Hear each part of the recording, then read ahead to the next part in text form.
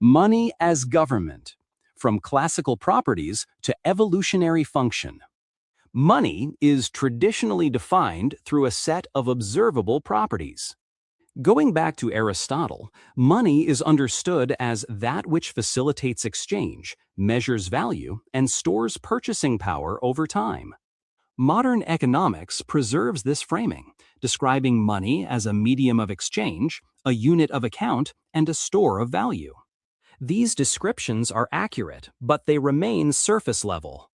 They describe what money does, not what role it plays within a system. To understand money more fundamentally, it must be analyzed not as a passive instrument, but as a mechanism that allocates control. Money determines who can command resources, initiate production, and influence future outcomes. In any complex society, this is the essence of governance. Every system must answer the question of who decides. In decentralized economies, that question is answered primarily through money. Those who hold more money exercise greater control over production and resource allocation. Money, therefore, is not separate from government. It is the primary infrastructure through which government operates in a distributed form. Once money is understood as government, its function becomes clearer. Money exists to direct behavior toward increasing total productive capacity over time. Because decisions are made under uncertainty, this can be stated more precisely as allocating decision-making power in a way that maximizes the probability of future productivity growth. Money is the mechanism through which society continuously updates who should have influence, based on evidence of who has been most effective at improving outcomes. From this perspective, the classical properties of money can be reinterpreted. They are not fundamental purposes, but emergent consequences of a system that successfully coordinates behavior. A medium of exchange arises because resources must be reallocated efficiently. A unit of account arises because decisions require a common metric for comparison. A store of value arises because productive activity unfolds across time.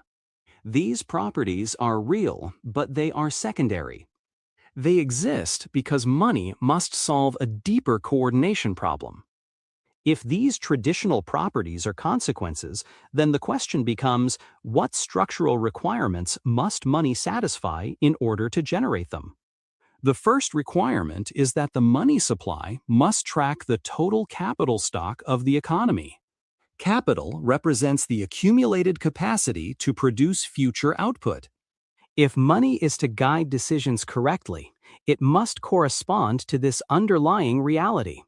When the money supply expands independently of capital, it introduces false signals. Agents are granted purchasing power and therefore decision-making authority without having contributed to real increases in productive capacity. This leads to misallocation as resources are directed toward less productive uses, reducing the system's ability to grow. When the money supply fails to expand alongside capital, a different distortion occurs. Decision-making power becomes anchored to past contributions rather than adapting to current conditions. Agents who are no longer the most effective retain disproportionate influence simply because the monetary system has not updated. In both cases, the system loses its ability to accurately reflect and respond to changes in productive reality.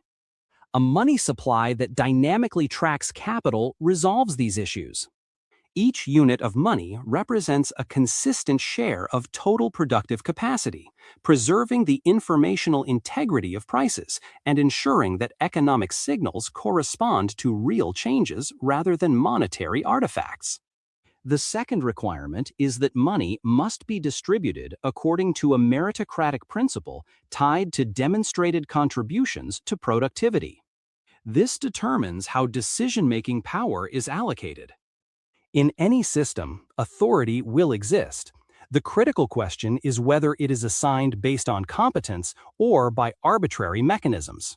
If monetary distribution is disconnected from productive contribution, then those making decisions are not those best positioned to improve outcomes, and the system becomes inefficient. A merit-based monetary system links monetary allocation to past contributions to capital formation and preservation. Those who have demonstrated the ability to increase productive capacity receive greater monetary weight, which translates into greater influence over future decisions. Because outcomes are uncertain, past productivity serves as evidence of an agent's ability to navigate that uncertainty effectively. The system, therefore, uses historical performance as a proxy for expected future competence, continuously updating the distribution of authority. Together, these two properties, alignment with capital and merit-based distribution, define the structural conditions under which money can function as an effective system of governance. The first ensures that the system measures reality accurately. The second ensures that authority is assigned to those most capable of improving it. Without accurate measurement, governance is blind. Without proper allocation, governance is misdirected. Crucially, these properties are not imposed from the outset in fully developed form. Monetary systems evolve toward them over time through a process analogous to natural selection. Imperfect monetary systems generate systematic errors in resource allocation, and those errors create pressures for correction. Consider a system in which the money supply expands independently of capital. In such a system, agents who receive newly created money without corresponding productive contribution gain decision-making power. This leads to persistent misallocation. Projects are funded that do not increase total productivity, while more productive opportunities are crowded out. Over time, this reduces overall output relative to what could have been achieved.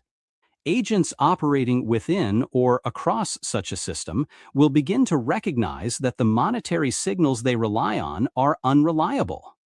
In response, alternative mechanisms emerge, whether through competing currencies, reputational overlays, or contractual adjustments that better track actual productive contribution. These alternatives allow participants to make more accurate decisions, improving their outcomes relative to those who rely on the distorted system. As a result, capital and coordination shift toward the more accurate mechanism. The inferior system does not need to be forcibly removed. It is gradually displaced because it allocates resources less effectively. A similar process occurs with distribution.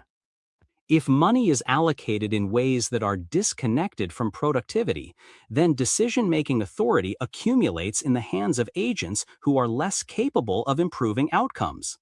The resulting inefficiencies, failed investments, wasted resources, and lost opportunities create incentives for participants to adopt systems that more closely tie influence to demonstrated performance. Over time, systems that better align authority with competence outcompete those that do not. Through this iterative process, monetary systems evolve toward structures that more closely approximate the two core properties. They are selected not because they are theoretically elegant, but because they enable better coordination, higher productivity, and more effective use of resources under uncertainty. Seen in this light, the classical theory of money can be understood as identifying the visible stability conditions of a deeper mechanism. Aristotle described what money must do to function in exchange, but not the underlying principle that gives rise to those behaviors. Money is not merely a facilitator of trade. It is the system through which society organizes decision-making in the face of scarcity and uncertainty. When properly structured, and as it evolves toward that structure, money becomes a decentralized and adaptive form of government. It continuously refines both its measurement of reality and its distribution of control. Its ultimate role is not simply to enable exchange, but to guide the system toward higher levels of coordinated productivity over time. And through that process, increasingly complex and capable forms of organization become possible.